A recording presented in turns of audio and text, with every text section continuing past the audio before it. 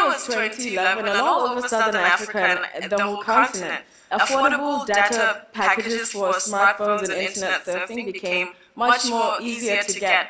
So my generation, we were sending messages to each other on this platform that just needed 140 characters and a little bit of creativity, on long commutes to work, in lectures that some of us should have been paying attention to, on our lunch breaks. We would communicate as much as we could about the everyday realities of being young and African. But of course, this luxury was not available to everybody. So this meant that if you were a teenage girl in Botswana and you wanted to have fun on the internet, 1, you had to tweet in English. 2, you had to follow more than just the 3 other people you knew online. You had to follow South Africans, Zimbabweans, Ghanaians, Nigerians, and suddenly your whole world opened up. And my whole world did open up. I followed vibrant Africans who were traveling around the continent, taking pictures of themselves and posting them under hashtag #MyAfrica. Because at that time, if you were to search Africa on Twitter or on Google or on any kind of social media, you would think that the entire continent was just pictures of animals and white guys drinking cocktails in hotel resorts. But Africans were using this platform to kind of take some kind of ownership of that tourism sectors. It was Africans taking selfies on the beaches of Nigeria. It was Africans in cocktail bars in Nairobi. And these are the same Africans that I began to meet on my own travels around the continent. We would discuss African literature, politics, economic policy, but almost invariably, every single time, we would end up discussing Twitter. And that's when I realized what this was. We were standing in the middle of something amazing, because for the first time ever, young Africans could discuss the future of our continent in real time, without the restriction of borders, finances, and watchful governments. Because the little-known truth is, many Africans know a lot less about other African countries than some Westerners might know about Africa as a whole. This is by accident, but sometimes it's by design. For example, in apartheid South Africa, black South Africans were constantly being bombarded with this message that any country ruled by black people was destined for failure. And this was done to convince them that they were much better off under crushing white rule than they were living in a black and free nation.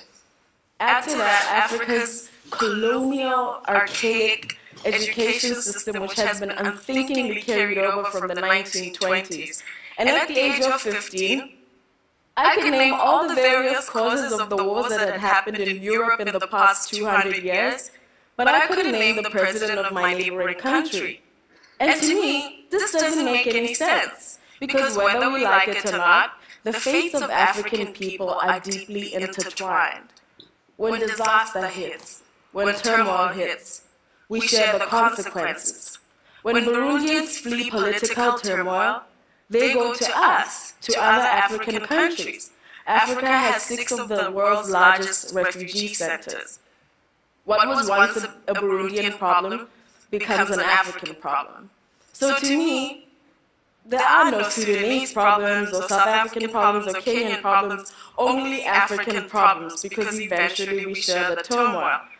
So if we share the problems, why aren't we doing a better job of sharing the successes? How can we do that? Well, in the long term, we can shoot towards increasing intra-African trade, removing borders and putting pressure on leaders to fulfill regional agreements they've already signed. But I think that the biggest way for Africa to share its successes is to foster something I like to call social Pan-Africanism. Now, political Pan-Africanism already exists, so I'm not inventing anything totally new here. But political Pan-Africanism is usually the African unity of the political elite. And who does that benefit? Well, African leaders almost exclusively. No, what I'm talking about is the Pan-Africanism of the ordinary African. Young Africans like me, we are bursting with creative energy, with innovative ideas. But with bad governance and shaky institutions, all of this potential could go to waste. on a continent where more than a handful of leaders have been in power longer than the majority of our populations have been alive, we are in desperate need of something new, something that works. And I think that thing is social Pan-Africanism. My dream is that young Africans stop allowing borders and circumstance to suffocate our innovation. My dream is that when a young African comes up with something brilliant, they don't say, well, this wouldn't work in my country, and then give up. My dream is that young Africans begin to realize that the entire continent is our canvas, is our home. Using the internet, we can begin to think collaboratively. We can begin to innovate together. In Africa, we say if you want to go fast, you go alone. But if you want to go far, you go together.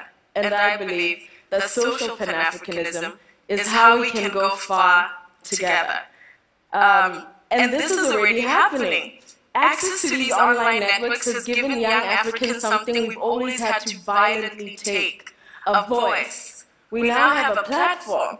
Before now, if you wanted to hear from the youth in Africa, you waited for the 65-year-old Minister of Youth to wake up in the morning, take his heartburn medication, and then tell you the plans he has for your generation in 20 years' time.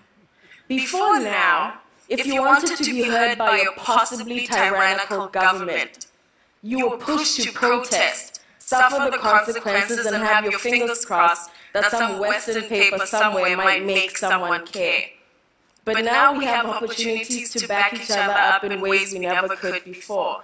We support South African students who are marching against ridiculously high tertiary fees.